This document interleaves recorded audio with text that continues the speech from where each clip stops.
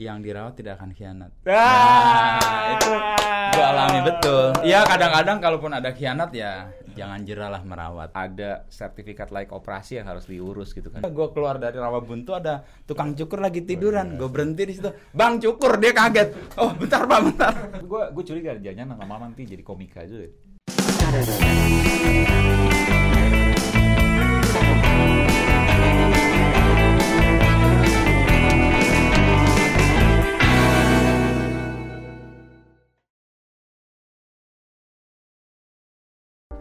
Curiosity itu penting banget.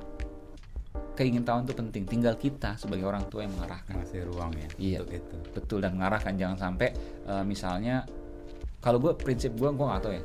Lo mau ketahuin apa aja boleh. Tapi tanya. Kalau lu nggak tahu atau iya, pengen tanya ke orang tua. Misalnya mungkin kalau gue ke bapaknya karena dia perempuan agak sungkan, tanya ke ibunya. Makanya gue kalau itu gue agak jaga jarak tuh biar dia ke ibunya. Anak berapa man? 2 perempuan semua. Oh perempuan semua. Gue paling ganteng sendiri. Dan paling keker sendiri nih. Orang-orang terus nih. Dan anak gue umur 12 sama 10 mereka udah pelan-pelan juga ya, plank gitu 1 menit. Okay. Lumayan loh plank 1 menit tuh. Mungkin ngikutin 1 ngikutin menit, coba lo plank 1 menit. berat itu. Mungkin ya. Lihat bapaknya, tapi harusnya dia nggak perlu itu. Bapak gua kan sangar. Nggak perlu anak 2 gitu. Gue mau nanya tapi, kan gue balik nanya ya. Tadi udah gue tanya terus. Iya. Kalau lo, gue ngeliat lo nih asik banget gitu kan ya dengan gaya lo gitu. Padahal lo lebih tua dari gue nih. Gaya lo muda dari gue, curang deh. Ya dengan mobil Mini Cooper tuanya itu tapi keren banget yang dicat karat-karat padahal nggak karat. Lo sama keluarga gimana sih sama anak segala macam tuh? Gimana gue? Gue pernah ketemu dia sih di BSD deket AIS tuh sambil sama anaknya sama istrinya gitu. Gimana sih lo guyup sama keluarga tuh gimana sih? Gue pengen tahu deh. Jadi gue bisa belajar gitu. Ya kesenangan kita jadi kesenangan keluarga juga sih. Oh itu gitu. Intinya. Oh jadi anak lo seneng mobil juga yang itu. Gue melakukan hal-hal yang seru itu bareng anak-anak dengan keseruan yang gue anggap seru juga. Misalnya anak gue itu kalau Sabtu Minggu itu lebih seneng naik Mini Cooper dibanding naik mobil yang sama naik Jeep iya, juga kan? Iya, gue ada 1 lagi mobil ya. Iya. Tapi dia nggak mau tuh. Baru nggak mau dia nggak mau. Maunya naik Jeep. Gue nggak tahu mengalaminya mobil lama itu atau mobil klasik itu mobil yang sosial. Iya. Padahal kalau dibilang AC-nya pasti dinginan yang baru kan. Dinginan yang baru. Iya. Tapi kalau mobil yang baru itu membuat kita ngerasa kita terkotak-kotak dan nggak bisa berkomunikasi. Tapi kalau mobil klasik kan open semua tuh. Bener. Apalagi kacanya bening gitu ya. Kita dengan lingkungan sekitar pun ngerasa deket gitu. Nggak ada jarak. Gue sih kaca nggak bening sih, malah gelap 80%. Oh gitu. Masih bening lebih itu. Jadi gue melakukan keseruan yang gue anggap seru dan anak-anak gue dan istri gue seru. Dan itu pasti dengan izin lah pasti. Kemana biasanya kalau weekend tuh kemana? Jalan-jalan? Weekend ya di sekitar BSD, ke Bogor kalau memungkinkan, atau kalau waktunya lebih panjang gue pernah ke Jogja, PP dengan anak gue. Berapa jam tuh? 8 jam berangkat. Anak lo 3 ya? Anak gue 3, cuman yang 1 dia udah punya kegiatan sendiri, jadi gue ajak anak gue yang cowok dua-dua. Lu perempuan? Laki-laki. Perempuan laki-laki? Ya. Oke. Jadi gue ajak ke Jogja. Oke. Selama 4 hari perjalanan, berangkat 8 jam, di Jogja 3 hari, terus balik lagi 8 jam dengan Mini itu. Dan ada funnya ya, mungkin sebel juga.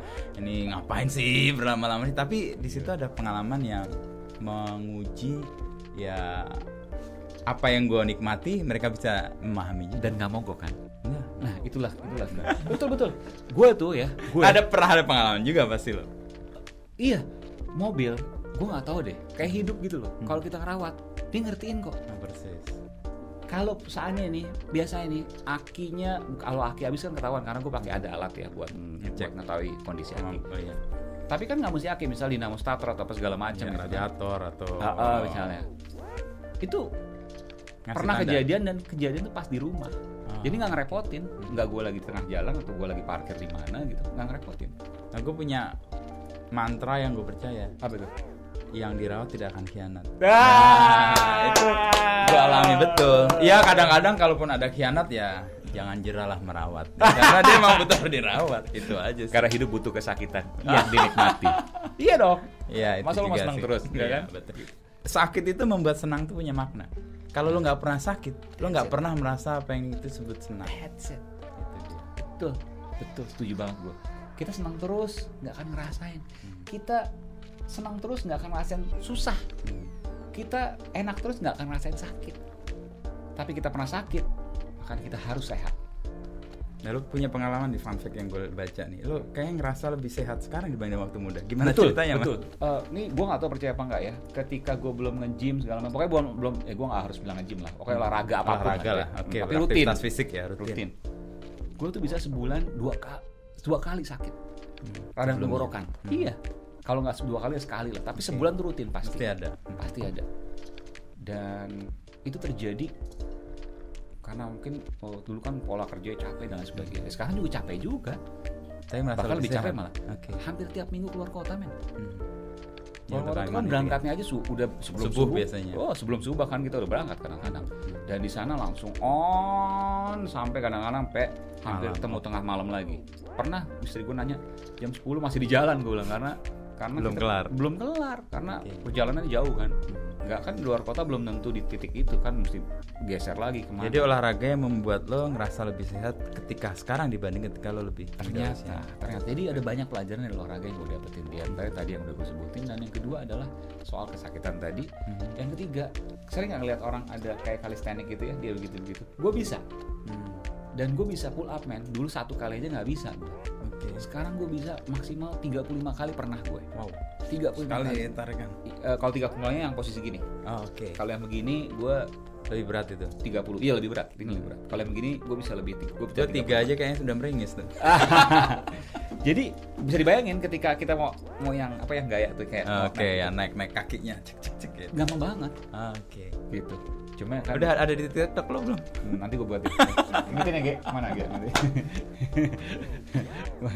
Cuma karena ruang gym gue nggak terlalu artistik, jadi gue kadang-kadang nggak kurang gitu. Gue lagi mikir gimana caranya mau touch nih dengan lampu segala macam gitu. Nanti satu waktu lah.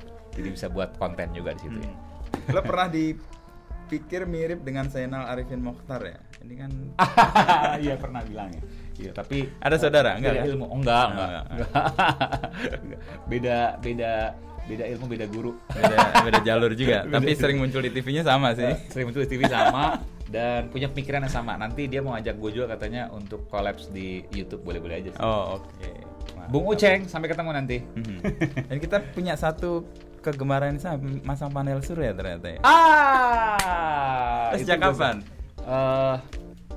Setahun ini ya? Iya kayaknya setahun ini ya. Maret tahun lalu ya. Gue kan percaya apa enggak? Tadi gue mikir bahwa gue mau bikin sendiri karena gue pikir gampang banget gitu ya. Panelnya gampang banget.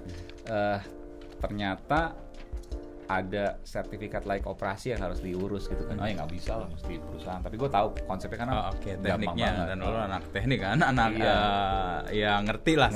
Bahkan gue di rumah kalau mungkin ada ini di apa namanya IG gue juga ada. Gue minum udah dari air keran men. Yang itu diuji terus ya, di setiap tahun itu secara berkala lah. Kelayakan jadi air pejompongan itu, pam pejompongan. Jadi ya layak. Ya gue seneng emang hal-hal gitu, itu hobi gue. Jadi kalau teman-teman suka nanya, Mas Aiman kok nggak cuti, nggak ini segala macem, gue bilang satu, gue cuti susah karena Aiman nggak bisa diganti sama Inu. Nama program Aiman kan, itu nggak bisa kan. Itu beratnya punya program dengan nama. Ya, bisa diganti nggak ya? Tapi oke lah. Yang kedua, bagi gue healing itu bukan jalan-jalan segala macam. Ya itu jalan-jalan satu hal ya, oke lah gitu. Tapi bagi gue healing itu adalah bisa memberikan manfaat buat orang. Contoh misalnya dengan tadi panel surya. Panel surya ya. Listrik yang tadi gue 1,2 juta gue sebutin ya nih. Sekarang gue cuma bayar 300-400 ribu. Berarti efisien banget loh. Banget. Produksi panelnya. Berarti seperberapa tuh? Sepertiganya kurang lebih ya. Sepertiganya lah. 30%. Dan memang gue dari pertama kali pasang gue nggak mau di atap, tapi gue mau di dak supaya lebih maksimal. Dan gue pertimbangkan arah matahari dan sebagainya. Ya itulah, jadi ada hitung-hitungan sendiri yang ada di gue. Dan ternyata orang yang masang itu ya dia punya ilmu, tapi kadang-kadang kita juga ya karena kita punya dasar dan kita kemudian belajar juga dari beberapa jurnal, dan ya kekuatannya bersatu lah gitu. Jadi bersyukur banget lah gue. Dan optimal banget itu. Ya, tapi sekarang katanya nggak boleh ada kapasitas maksimum ya. Jadi harus kecil. Kayaknya mesti diubah deh itu. Peraturan menterinya ya. Iya kan, nanti ada efek multiplier efeknya dari sisi ekonomi dan sebagainya, itu harus dipikirin juga. Sementara masa mau kita bergantung ke energi fosil terus sih? Orang sekarang air aja bisa jadi bahan bakar. Sekarang gue nanya ke Kakak Ino. Apa nih? Apa? Lu kok pakai baju hitam terus? Gua jadi curiga lu Ino apa Dedi sih? Baju hitam tuh baju yang paling aman buat cowok. Oke. Karena kotor, lo nggak tahu kan ini udah gue pakai atau belum. Sebelumnya kan nggak ada yang seminggu belum diganti. Ini pernah gue pakai atau enggak. Satu itu. Yang kedua, dia menyamarkan bentuk tubuh. Lo mau bentuk kayak apa, hitam itu ya udahlah itu. Oh, emang gua nggak suka pakai baju hitam karena menyamarkan bentuk tubuh. Gue nggak ingin bentuk tubuh gue ketahuan. Gue nggak ingin roti sobek gue dilihat orang. Biar yang lain aja. Kalau gue suka warna bright ya, gitu. Dan yang ketiga, Oke. itu memudahkan kalau kita mau pergi. Jadi nggak mikir macam-macam, udah ambil aja baju hitam. Gitu. Jadi gue berangkat tuh, misalnya nih, gue janji sama orang punya waktu cuma 7 menit gitu. Gue bisa langsung berangkat tuh, nggak repot pakai celak lah, pakai apalah, milih baju nih enggak ya, pakai aja yang ada hitam dah kelar. Ya. Kalau gue terus terang, gue harus mikirin rambut Nah, beda artis sama. Bukan. Tiba-tiba ada orang foto, gue pernah tuh dulu cuek-cuek gitu kan. Okay. Tiba-tiba foto blak. Terus pas kita udah kesini kan kita coba ya. Blak. Pasang dulu gue, kok begini aja. Dan rambut gue juga nggak pernah. Iya, Gue potong lu tuh kalau udah pengen, ganteng sih, gue aman. karena gue pengen potong aja gitu. Ini udah berapa bulan nggak gue potong ya, Gitu. cuek aja. Kadang-kadang potong cuma iseng aja, impulsif aja. Gue keluar dari Rawabuntu ada tukang cukur lagi tiduran, gue berhenti di situ. Bang cukur, dia kaget. Oh bentar pak, bentar. Ya udah potong aja gitu. Istri gue kaget, lo ngapain potong? Tadi tukang cukurnya tidur, gue potong aja. Kasian dia udah dapat rezeki. Gue kadang-kadang gitu impulsif aja sih, nggak pernah ada rencana. Bulan ini gue potong biar begini. Real man, Gitu. real man. Begitu juga kaos, dan kaos gampang gitu. Kalau gue real man, potong rambut 2 minggu sekali. Oh, Pinggir doang. Soalnya udah ada uban. nah gue setahun cuma 2 kali paling. Setahun 2 kali. Potong Pernah rambut. pas pandemi gue nggak potong sama sekali, dan rambut gue segini. Wis. Gue dibilang, wah nih apa nih jamet gitu. Gue pengennya dianggap gonjes kan, ternyata orang menganggapnya jamet. Gonjes kan keren, gondrong Yesus gitu ya. Ini jamet, Jawa metal gitu ya. Tapi ya udahlah. Tapi itu gue nikmati. Tapi akhirnya gue potong juga karena ya itu lihat tukang cukur kok pandemi nggak ada yang laku, akhirnya datang gue potong. Luar biasa, man. Gue pengen kayak lu tuh, cuek gitu ya. Cuma sekarang medsos tersebar di mana-mana, kamera tersebar di mana-mana. Jadi ya oke lah. Gue mau nanya juga nih. Ini gue nggak ngerti sebenarnya, tapi gue mau nanya aja nih. Sangat sebenarnya nggak boleh kalau di jurnalistik kita tidak mengerti, apalagi kita mau nanya. Nah, Tapi ya, kali ini ada kan fun fact ya. iya, sangat memperhatikan perpindahan atau pergerakan dari satu lokasi ke lokasi lain di mana ia berada, khususnya cara atau moda transportasi yang dipilih. Kereta, mobil, sepeda, berjalan kaki, pesawat. Lu mau traveling, mau triathlon? Enggak, itu kayaknya dia ngelihat ini nggak pernah bisa ditebak hari ini naik Oh, apa, iya, jalan apa. benar. Dan itu gue sengaja. Nah gitu ini ya? tips buat teman-teman ya. Untuk menjadi kreatif, jangan melakukan sesuatu hal berulang di waktu yang berdekatan. Itulah mencari hal yang baru di setiap Persis. hal yang Hari ini sama. gue naik kereta, besok gue bawa mobil misalnya, Iya. lusa gue bawa Vespa, atau hari berikutnya gue nggak melakukan apa-apa. Sama dong, kita juga pakai Vespa juga. Itu sebenarnya. Tapi lu Vespa lama ya? Iya, Vespa lama, nggak lama-lama banget sih. Maksudnya Vespa 2 tak kan? Ya, dua. Oh iya, gua ya bensinnya boros men. Tapi nggak apa-apa, dengan itu kita sadar bahwa kita harus berhati-hati, nggak cuma buat jalan-jalan doang, tapi dengan fungsi yang kita pakai. Iya. Karena tau mahal. Tapi bensinnya boros banget. 1.12 kali, hampir sampai ke mobil kali ya. Kalau orang udah hobi Vespa sih nggak ngomong soal harga Woi, bensin. belum mau di samping ya, belum mau di samping. Kita masih di Indonesia, men. Di Singapura harga Pertalite, setara Pertalite itu $4, 37.000. Di sini cuma 7.000. Iya. Mau naik tapi kata. Iya, katanya mau. Atau Tapi subsidi tertutup. kayaknya dipikir untuk menaikkan dengan harga atau menghilangkan produknya tuh. Oke. Terakhir. Terakhir. Gue suka tuker, kadang-kadang gue manggil bukan Ino, Soleh. Solihun. Lo bukan orang pertama, lo orang ke-973. Tahun ini, gue hitung tuh. Oke. Lo itu ya, pakai turus gitu ya.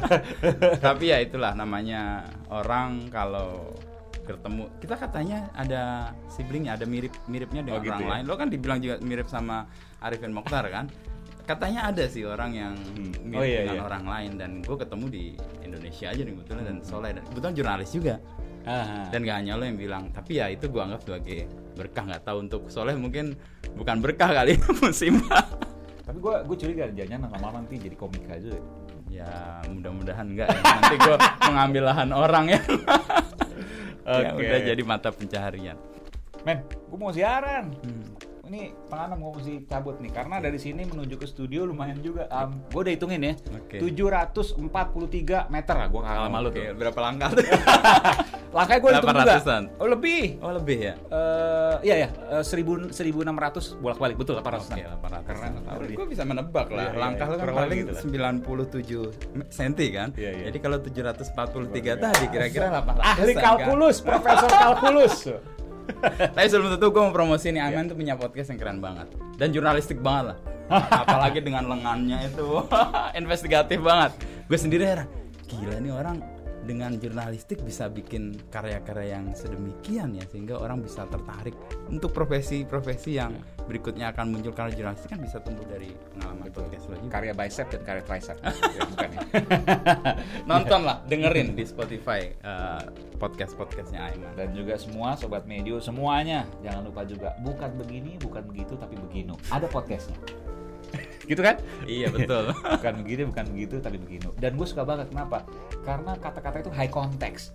Ciri banget orang filsafat. Waduh, senang itu. Nggak tahu high context kan lu belajar ilmu komunikasi dulu di UI, di Pascas ada. Ngomong-ngomong dia lulusan terbaik loh. Serius ini, lulusan terbaik. Betulan, Di betulan. angkatan gue itu jadi pembicaraan. Kenapa orang bisa lulusan terbaik, hidupnya ngapain aja ya? Apakah dia bahagia? Itu pertanyaan Dan berikutnya. ternyata masih bisa mencari Oke. kebahagiaan di tengah kesakitan. Oh. Dan mudah-mudahan jadi bahan podcastnya dia untuk cerita gimana sebenarnya bisa sakit tapi bahagia dengan kuliah dan terutama tadi nge-gym. Karena hidup adalah soal bagaimana kita bertahan dari kesakitan. Wih, berat kalau gue tanya hidup itu apa ya? Hidup gue nggak tahu. Tapi jalanin aja dengan rasa syukur dan gembira. Yang jelas hidup itu bukan begini, bukan begitu, tapi begini. Jadi kita suruh closing tuh, Man. Kita akhiri pertemuan kali ini atau ini apa namanya, kolaps ya atau saling ngulik ya? Gue bangga banget pokoknya bisa masuk ke sini pertama kali, keren banget. Tegas ringan banget di sini karena gue cuma mancing 1-2 kata, Aiman deg deg deg jeder. Nah, kalau dapat honor gue mah gabut ini. Aiman yang kerja keras karena dia mau cerita. Sampai ketemu lagi. Kita harus siaran, jangan lupa saksikan Aiman di Kompas TV dan juga Sampai Indonesia Malam. Dan Beginu dan juga podcast Aiman banyak juga gitu ya. Oke, banyak banget promosi. Udahlah, terserah lo mau nonton yang mana, yang penting relate ke lo aja. Sip, thank you ya. Salam. Bye.